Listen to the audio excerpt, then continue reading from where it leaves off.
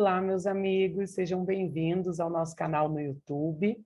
Meu nome é Renata Barros, estou aqui com a nossa querida amiga Patrícia Mello. Obrigada, Patrícia, por aceitar o nosso convite. Eu que agradeço imensamente o convite. Muito obrigada. Patrícia falará sobre o tema Servir e Marchar. Vou fazer uma leitura para harmonizarmos o ambiente do livro Rumo à Felicidade, de Nelson Moraes. O lavrador ansioso que semeia antes do tempo não provará dos seus frutos. Saiba cultivar a paciência. O que não aconteceu durante um ano poderá acontecer a qualquer momento. Faça como o lavrador experiente que semeia e colhe no tempo certo, sem comprometer a qualidade do fruto. Trabalhe sem cessar. Confie no seu esforço e aguarde pacientemente. Assim como a terra responde ao agricultor, através da semente, no tempo certo, a vida responderá a você, recompensando seus esforços. Isso é da lei. Então, que possamos acalmar os nossos corações para apreender todos os conhecimentos do dia de hoje. Que Jesus nos abençoe hoje e sempre. Que assim seja. A palavra é toda sua, Patrícia. Muito obrigada, Renata. Bom, em primeiro lugar, cumprimentar todos que nos assistem, né, nesse momento e dizer que a referência da nossa leitura para o tema de hoje é o livro Fonte Vida, né, de Emmanuel, Psicografia de Chico Xavier, e o capítulo é o 52, cujo tema é Servir e Marchar. Né? São dois conselhos muito necessários nos dias de hoje, em que a gente passa por tantas tormentas, tantas dificuldades, tantas dores, né? A gente pode até colocar assim, um momento pandêmico que exige tanto de nós, exige que nós voltemos para as nossas casas internas, né? Houve um momento em que nós precisamos voltar para os nossos lares, fisicamente falando, mas a gente percebe que o movimento da espiritualidade é o convite para que nós voltemos às nossas casas internas, para que nós olhemos o que há dentro de nós, para que nós ainda no tempo que temos, mesmo um tempo de dificuldade, que nós possamos fazer as correções, que nós possamos reconhecer as nossas dificuldades, reconhecer os nossos erros e seguir adiante. Então, é um convite realmente para a reforma íntima, a reforma que nós sempre achamos que tínhamos muito tempo para fazer, e a gente fala, muitas vezes a gente ouve até os amigos espíritas dizendo o que eu não corrigi nessa vida, eu corrijo na próxima, como se a gente realmente imputasse ao tempo uma responsabilidade de curar tudo, uma responsabilidade de consertar tudo. É verdade que o tempo é um grande aliado nosso quando nós desejamos a mudança. Ele nos traz o conforto, nos traz a aprendizagem, nos traz a leveza de quem faz o seu papel, mas ele não modifica nada sem que nós façamos o movimento que tenhamos que fazer. Então, esse convite desse tema é justamente para que nós entendamos que sem fazermos a nossa parte, as coisas não mudam. E que se nós queremos mudança, nós precisamos de disciplina e continuidade. E essa disciplina e continuidade, ela vem com um ato de amor inspirado e espelhado nesses dois verbos. Servir sempre e marchar, e seguir em frente, acreditando que quando a gente faz a nossa parte, o universo conspira para que tudo dê certo, porque todas as coisas estão nos seus devidos lugares. Embora não pareçam, embora a gente tenha a impressão na nossa visão que é muito material, muitas vezes pouco espiritual, muito embora nós acreditemos plenamente, né, na reencarnação, nas múltiplas existências, mas na prática, muitas vezes, nós somos tomados por atitudes, pensamentos, que são muito mais materiais do que espirituais, e é por isso que a gente sofre, e é por isso que a gente encontra as dores. Então, quando a gente olha esse mundo material um pouco caótico, a gente pensa, puxa vida, né? Eu queria que fosse assim, eu queria que fosse assado, eu queria que fosse diferente, mas as coisas estão nos seus devidos lugares. As pessoas estão nas devidas relações que precisam estar para que haja o aprendizado. Então, muitas vezes a gente pede a Deus, né, força, paciência, ou o que seja, mas a gente quer que isso venha de graça. A gente não quer fazer, muitas vezes, o nosso papel. Então, essa leitura, ela parte, né, de uma frase de Paulo, que eu achei muito linda, que diz: portanto, tornai a levantar as mãos cansadas e os joelhos desconjuntados. Isso está em Hebreus, capítulo 12, versículo 12, é uma frase de Paulo. Então, é verdade que viver nesse mundo não é fácil, não é nada fácil viver nesse planeta, que é um planeta escola, como Emmanuel nos coloca, um planeta escola, é um planeta cárcere, né? Porque nós estamos aqui encarcerados nessa existência que nos limita tanto, né? O corpo físico nos limita. Quando nós estamos emancipados do corpo, nós temos uma percepção espiritual que vai muito além do que a gente tem aqui agora, né? Então, é uma prisão, sim, necessária para o nosso adiantamento, para que nós possamos viver as questões, resolver as questões, desatar os nós e seguir adiante. Né? E é um planeta hospital, porque é aqui que nós nos curamos das nossas dores, é aqui que nós consertamos aquilo que precisamos consertar no nosso ser. Então, quando ele diz aqui que levantar as mãos cansadas e os joelhos desconjuntados, é porque realmente é difícil, é cansativo, há altos e baixos, há momentos em que nossa fé está em alta e nós dizemos: olha, tudo o que acontecer, eu estou preparado e vai dar tudo certo, e a gente encara a vida com mais leveza, com mais otimismo, com mais alegria. Mas há outros momentos em que a gente não está nessa fase. Há altos e baixos, né? Tudo é onda, tudo é vibração. Então, há momentos que a gente está lá embaixo nessa onda e a gente sente que não vai dar conta sozinho e que está muito difícil de seguir adiante. Então, é a hora que nós encontramos o apoio tanto nos espíritos amigos, que nunca nos deixam sozinhos, que nunca nos desamparam, e que nós precisamos saber falar com eles e acreditar que nós estamos sendo amparados, como também encontramos o apoio nos nossos amigos materiais, né? Naqueles que Deus coloca na nossa existência, no momento certo, às vezes com uma indicação de um livro que a gente precisava ler naquele momento, às vezes com uma inspiração de um pensamento, de uma frase que a gente precisava ouvir naquele momento, às vezes com um ensinamento da própria experiência que a gente precisava ouvir. Então, assim, sempre nos chega o socorro na medida daquilo que a gente necessita, seja de um jeito ou de outro. O problema é que às vezes a gente está fechado para essa intuição, a gente está fechado para esse socorro, né? Então, muitas vezes a gente quer que as coisas se resolvam do nosso jeito e a gente não sabe esperar, né? A gente não sabe confiar e a gente não sabe integrar. Entregar, né? Então aqui ele fala, né? Emmanuel nos fala aqui sobre essa planta-se a semente da boa vontade, mas obstáculos mil lhe prejudicam a germinação e o crescimento. Então nós queremos mudança, nós queremos servir, nós queremos ser melhores e a gente planta essa semente da boa vontade. Nós queremos, mas os obstáculos vão minando essa semente se a gente não tiver cuidado, né? Então, essa leitura nos chama atenção para isso. Essa germinação, às vezes, ela não consegue, e esse crescimento, às vezes, não conseguem ser fecundos, porque nós mesmos não damos o passo seguinte. Nós damos o primeiro passo, que é querermos, e depois, nas primeiras dificuldades, nós desistimos, nós damos um passo atrás.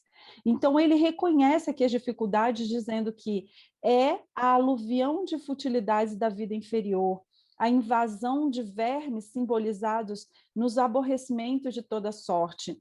Então, nós sim passamos por aborrecimentos diários, a lama da inveja e do despeito. Nós sim vivemos muitas vezes situações em que nos sentimos como alguém que recebe uma energia indesejável da inveja, né? Uma vez perguntaram para o Chico, numa entrevista, qual era a visão ou a situação ou a imagem espiritualmente falando, mais feia e mais horrenda que ele já havia visto. E o Chico responde que, daquele jeitinho humilde dele, ele disse: não queiram ver a energia da inveja. Então, isso é muito forte, né? De tudo que o Chico deve ter visto com a mediunidade incrível dele, ele elegeu a energia da inveja. Porque realmente, quando a gente inveja aquilo que o outro é, ou aquilo que o outro tem, a gente não está tendo um sentimento de fraternidade e de amor para com o outro. A gente está voltado para um sentimento de egoísmo. Eu gostaria de estar no lugar dele, eu gostaria de ter o que ele tem. Então, o egoísmo, a vaidade, o orgulho, a inveja são sentimentos que não devem ser nada bonitos de serem vistos e percebidos, né? Então, quando ele diz aqui também que as trovoadas da incompreensão, os granizos da maldade, ou seja, nós estamos sujeitos a tudo isso diariamente. As maldades que são endereçadas a nós, como ele diz aqui, a incompreensão que é endereçada a nós. Aí ele diz os detritos da calúnia, a canícula da irresponsabilidade, o frio da indiferença, a secura do desentendimento, o escarracho da ignorância, as nuvens de preocupações, a poeira do desencanto. Então, não é agradável passar por nada disso, não é agradável passar por ser vítima de uma determinada calúnia, ou do sentimento de indiferença, né, que a gente fala, qual é o contrário do sentimento de amor? Qual é o contrário de amor? A maioria das pessoas pensa que o contrário de amor é o ódio. E não é, porque o ódio, ele meio que caminha de lado a lado com o amor. Você só consegue ter um sentimento extremo, né? O amor está numa ponta, o ódio está na outra, mas eles estão totalmente ligados, porque um espírito só consegue odiar aquele que ele muito amou. Então, às vezes, a gente só percebe a relação de ódio que há nesse momento, mas há uma ligação que lá atrás se sentiu frustrada, né? Que houve alguma ruptura desse amor. E é por isso que gera o sentimento de ódio. Então, é como se eles caminhassem lado a lado. Na mesma potência que tem o amor, tem o oposto, né? O sentimento do ódio. Porém, quando a gente consegue romper essa barreira do ódio, a gente retorna para o sentimento do amor. Então, o oposto do amor não é o ódio, o oposto do amor é justamente a indiferença. Porque se você não sente absolutamente nada, nem mesmo um sentimento de compaixão, um sentimento de qualquer que seja, né? Se você é totalmente alheio, indiferente, aquela pessoa não existe para você, ali realmente não há nenhuma sementinha de amor. Né? No ódio, a gente percebe a semente do amor, que às vezes está ocultada lá no meio da lama, mas que é só a gente resgatar que ela retorna. Então, não é fácil passar por situações de desentendimento, não é fácil nada disso, mas ele diz que todas as forças imponderáveis da experiência humana como que se conjugam contra aquele que deseja avançar no roteiro do bem. Enquanto não alcançarmos a herança divina a que somos destinados, qualquer descida será fácil. A elevação, porém, é obra de suor, persistência e sacrifício. Então, é bem verdade. Construir, caminhar, avançar, superar, exige muito esforço da nossa parte. Nós não alcançamos essas virtudes que nós desejamos de um dia para o outro, ou num passe de mágicas. Nós precisamos viver um dia após o outro, todos os dias.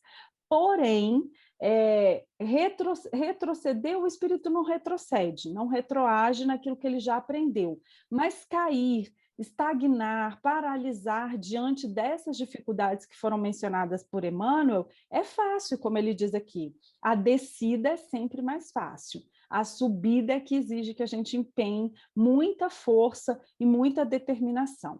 Então, ele nos diz, não recues diante da luta. Se realmente já podes interessar o coração nos climas superiores da vida. Não obstante defrontado por toda espécie de dificuldades, segue para frente, oferecendo ao serviço da perfeição quanto possuas de belo, nobre e útil. Então, é o que ele diz aqui, a gente nunca deve recuar. E a gente deve colocar os nossos talentos na mesa, aquilo que a gente já tem, porque todos nós somos constituídos de luz e sombra, daquilo que a gente já alcançou, das virtudes que a gente já alcançou e das virtudes que ainda nos faltam alcançar. Então, quando a gente não desiste e a gente resolve colocar à frente das dificuldades, né, e oferecer aquilo que a gente tem de melhor, a gente consegue dar um passo adiante, por mais difícil que seja. Então, é por isso que ele fala, não recue diante da luta. A gente não pode parar, a gente não pode paralisar. Nós vivemos num século em que o mal do século são os problemas emocionais, é a depressão, né? Apesar de tudo que a gente está vivendo ser realmente muito grave, os problemas emocionais eles são cada vez mais agravados pela situação e pelo cotidiano. Seja de qualquer país, seja de qualquer situação, nós espíritos ansiamos e sabemos que o tempo urge aqui na Terra. Então, que a gente não tem mais o tempo que a gente achava que tinha antes, que dava para ficar brincando, de não evoluir, de deixar para a próxima. Nessa, né, eu vou fazer o que eu quiser, na próxima, quando eu voltar, eu conserto. A gente sabe que os tempos são outros. É um tempo de transição planetária, no qual a gente não sabe muito bem se a gente consegue, diante da nossa conduta, retornar para esse planeta, que é o que a gente deseja, ou ir para um planeta melhor, né?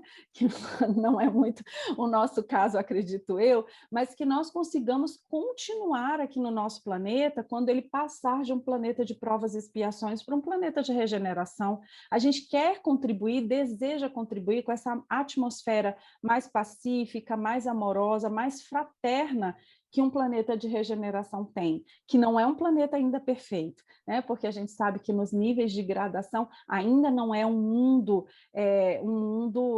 dos mais perfeitos, mas sem dúvida, um momento da transição planetária onde nos exige muito e nosso espírito sabe dos compromissos que assumiu antes de virmos para cá nesse momento de transição.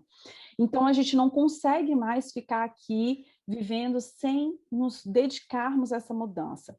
Então, aqui eles dizem, recorda o conselho de Paulo e não te mobilizes, não dá para ficar parado. Ele diz, movimenta as mãos cansadas para o trabalho e ergue os joelhos desconjuntados, na certeza de que para a obtenção da melhor parte da vida é preciso servir e marchar incessantemente. Então, quando a gente está cansado, a gente precisa voltar realmente a Deus, a Jesus, aos espíritos amigos, porque como Jesus falou, comigo o fardo é leve, o jugo é suave. Ou seja, haverá fardo, haverá jugo, mas é uma maneira de nos dizer que nós não estamos sozinhos e de que quando a gente aprende a ver com os olhos da fé, da esperança, a certeza de que o porvir trará dias melhores, todo o fardo passa a ser realmente mais leve. Os problemas que pareciam ser enormes, eles tomam uma dimensão muito menor, porque a gente passa a perceber que a gente só está vendo a pontinha do iceberg. A gente não tem a noção do todo, a gente não tem a certeza do porquê estamos passando por aquela determinada situação. Se soubéssemos, talvez seria mais fácil compreender, mas não seria mais fácil aprender. Então, a gente precisa desse véu do esquecimento que a encarnação nos traz para que a gente conviva com as pessoas e resolva os problemas que tem que resolver, para que a gente conviva com as nossas próprias dificuldades e resolva o que a gente tem que resolver. E sempre seguindo esses dois conselhos, servir e marchar, sempre com fé. Tem uma passagem no Novo Testamento em que Jesus ele vai, né, orar, e aí a gente fica sempre pensando, meu Deus, era Jesus, né? Era Jesus, ele que tudo sabia o que ia acontecer, tá? Sabia de todo o planejamento, né? Sabia da sua missão aqui, e mesmo assim, ele, num ato de muita humildade, de muita simplicidade, ele se recolhia nos montes, ele se recolhia para orar, para falar com o Pai, para pedir, né? E para se fortalecer também. Então, tem aquela passagem que os discípulos pedem para ele, ensina-nos a rezar, ensina-nos a orar. E aí ele diz, né? quando orardes, dizei. E aí foi quando ele nos explicou a oração do Pai Nosso, né? Do Pai, que era a primeira vez que Deus, né? Que alguém vinha falar de um Deus amor, de um Deus Pai, né? Porque naquele tempo de olho por olho, dente por dente, você falar de um Deus que é amor, de um Deus que é Pai, de um Deus que não pune, um Deus que não condena, para uma sociedade que era olho por olho, dente por dente, né? A lei como é que era? De tabelião, né? Você faz aquilo, que você recebe aquilo que você retribui do jeito que vem para você. Então, ele nos ensina a pacificar o nosso coração e confiar. E ele diz: Pai, santificado seja o teu nome, venha o teu reino. O pão nosso diário dá-nos a cada dia. Perdoa-nos nossos pecados, pois também nós mesmos perdoamos a todos que nos devem. E não nos introduzas em tentação. E disse-lhes: Qual de vós terá um amigo, irá até ele à meia-noite e lhe dirá: Amigo, empresta-me 3 pães, visto que um amigo meu veio da estrada até mim e não tenho o que lhe apresentar? E aquele de dentro, em resposta, disser: Não me des trabalho, a porta já está fechada, os meus filhinhos já estão na cama comigo. Não posso levantar-me para dar pães a ti. Eu vos digo, então era Jesus dizendo aos discípulos, eu vos digo, ainda que não se levante para lhe dar por seu amigo, se levantará para lhe dar o quanto necessita, pelo menos por causa da sua desonra. Eu também vos digo, pedi e vos será dado, buscai e encontrareis, batei e será aberto para vós. Pois todo aquele que pede, recebe, e aquele que busca, encontra, e ao que bate será aberto. Qual dentre vós é o pai que seu filho lhe pedirá um peixe e em vez de um peixe lhe dará uma serpente? Ou também lhe pedirá um ovo e lhe dará um escorpião? Portanto, se vós, sendo maus, sabeis dar boas dádivas aos vossos filhos, quanto mais vosso Pai no céu dará o Espírito Santo aos que lhe pedem. Então, é a certeza de que se nós pedirmos, nós obteremos. De que se nós tivermos fé nas dificuldades e seguirmos servindo, e seguirmos sempre em frente, marchando, e nós colocarmos as nossas dificuldades nas mãos de Deus, nós sempre receberemos, sempre seremos amparados e sempre teremos as nossas dores minimizadas dentro do possível, daquilo que a gente precisa passar. Justamente porque Deus é um Pai de amor. E, como ele diz aqui, se nós, imperfeitos como somos, né, como pais e mães, quando um filho pede, a gente não mesmo que tenha que dizer não, muitas vezes é para o bem, sempre pensando no melhor, imagine Deus para conosco, né? Que é divino, que é perfeito, cujas leis são perfeitas. Então, nada foge à intencionalidade de Deus de que nós cresçamos por meio do amor. Se nós nos desviamos e acabamos tendo que aprender por meio da dor, é por nossa conta, mas por ele nós sempre temos as oportunidades para servirmos e encontrarmos a lei do amor. E aí, para finalizar, né, que a gente já está encaminhando para o final, falar sobre esse verbo servir também, né? Quando a gente fala servir, parece que vem à mente assim uma ação filantrópica, um serviço religioso, né? E não necessariamente. Aí a gente vai lá naquele livrinho Roteiro, né, de Emmanuel, e no Roteiro, no capítulo 12, ele fala sobre o serviço religioso. E é muito interessante, eu adoro esse livro, ele faz um apanhado de como é servir do ponto de vista religioso ao longo de toda a humanidade. Então ele fala, por exemplo, que os egípcios eles trouxeram essa escola religiosa, né, essa compreensão do servir do ponto de vista do serviço religioso, através da ideia da imortalidade, né? Foram os egípcios que trouxeram essa ideia da imortalidade, né? Lá com os faraós, nos palácios e tal, ali, que aquele corpo era imortal, como eles acreditavam que o espírito voltaria a atuar naquele corpo, por isso mumificavam os faraós. Ele fala que na Índia, o serviço religioso, né, a gente identifica o culto da sabedoria. Então, a bondade nas relações entre as pessoas é uma virtude que era pregada lá na Índia. Aí ele fala, por exemplo, dos judeus que trouxeram o sopro da revelação de um Deus único, então contribuíram com isso. A China, que trouxe a exaltação da simplicidade. A Grécia, que trouxe o culto da beleza, né? O aprimoramento através das artes, da cultura, né?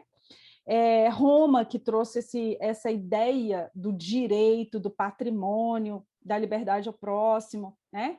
E aí ele fala tudo isso. Isso é o serviço do ponto de vista religioso, do ponto de vista de cada religião.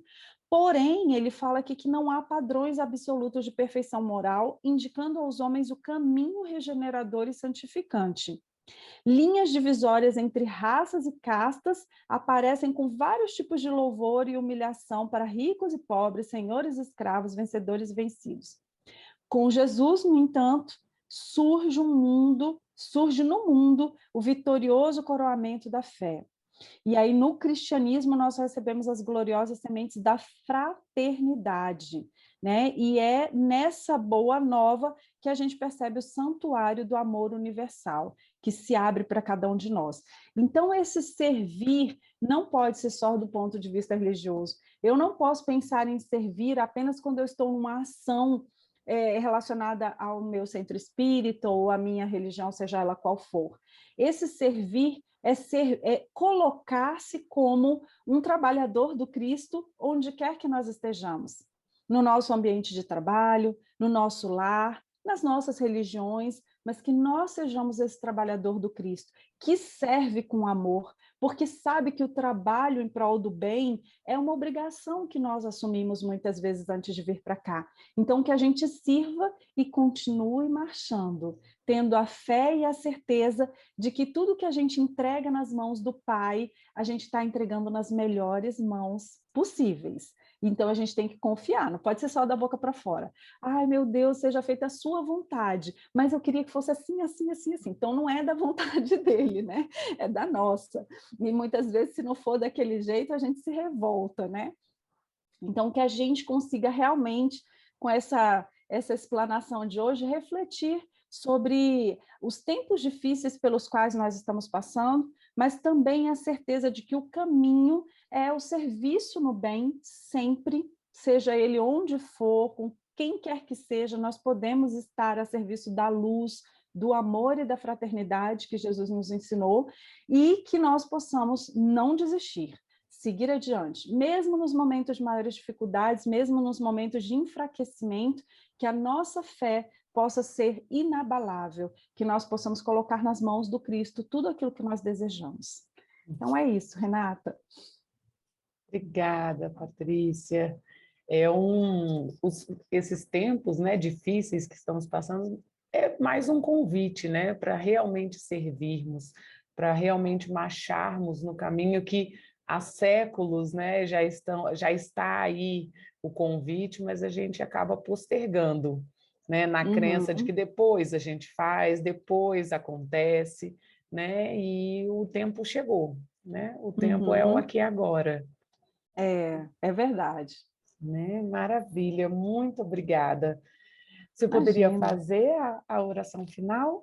Faço sim, com muito prazer. Então, a Obrigada. gente convida a todos que nos assistem a fecharem os seus olhos materiais, se concentrarem um pouquinho em si mesmos e para refletirmos juntos sobre os ensinamentos trazidos hoje. Que nós possamos, Mestre Jesus, estarmos sempre dispostos a ser luz no caminho daqueles que nos cercam, que nós não devolvamos as ofensas, as calúnias, as discórdias, as intrigas com a mesma proporção. Pelo contrário, que nós tenhamos a fé, a paciência, a tolerância e a compaixão com o nosso irmão para darmos a outra face, como tu nos ensinastes, ou seja, devolvendo a tudo isso com uma outra faceta, que é a faceta do amor.